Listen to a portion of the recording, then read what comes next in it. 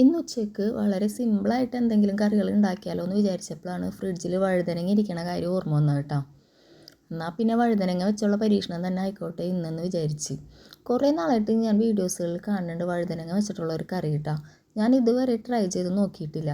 അപ്പോൾ ഇന്ന് അത് തന്നെ ആക്കാമെന്ന് വിചാരിച്ച്. അപ്പോൾ ഞാൻ അതിനായിട്ട് വഴുതനങ്ങ നന്നായിട്ട് കഴുകിയിട്ട് വട്ടത്തിൽ ഇതുപോലെ അരിഞ്ഞെടുത്തിട്ടുണ്ട് കേട്ടോ. ഇനി ഇതിലോട്ട് നമ്മൾ മസാല ഉപ്പും കായം തേച്ച് വെക്കണ മസാലകളില്ലേ, മുളക് പൊടി, മഞ്ഞൾപ്പൊടി, മല്ലിപ്പൊടി, മസാലപ്പൊടി, ഉപ്പ്, പിന്നെ ചെറുനാരങ്ങ എൻ്റെ ഇല്ലാഞ്ഞതുകൊണ്ട് ഞാൻ സുറുക്കയാണ് ഒഴിച്ചത്. ഇതൊക്കെ കൂടി ചേർത്ത് നന്നായിട്ട് തിരുമ്മിയിട്ട് ഒരു 20 മിനിറ്റോളം ഫ്രിഡ്ജിൽ വെച്ച്. അതിനുശേഷം ഞാനിതെടുത്ത് ഫ്രൈ ആക്കിയാണ് കേട്ടോ ചെയ്തത്.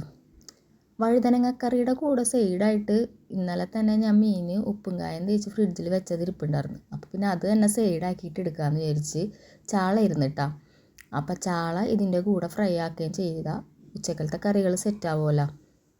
അപ്പോൾ ഞാൻ അതിനായിട്ട് ചാള എടുത്ത് ഫ്രിഡ്ജിൽ നിന്ന് പുറത്തെടുത്ത് വെച്ചിട്ടുണ്ടായിരുന്നു. ഇനി ഇതൊന്ന് ഫ്രൈ ആക്കി എടുക്കുക, ഇതിൻ്റെ സൈഡിൽ കൂടി അതും നടക്കട്ടെ. അപ്പോഴേക്കും നമ്മുടെ വഴുതനങ്ങ ഇവിടെ ഫ്രൈ ആയി കിട്ടിയിട്ടുണ്ട് കേട്ടോ.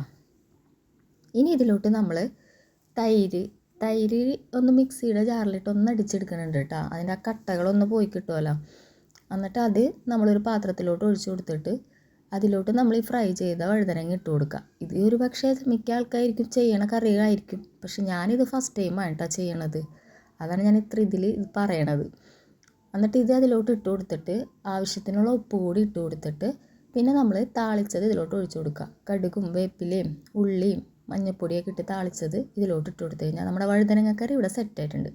അപ്പോൾ ഉച്ചക്കലത്തെ കറികളൊക്കെ ഏകദേശം ആയിട്ടാണ്.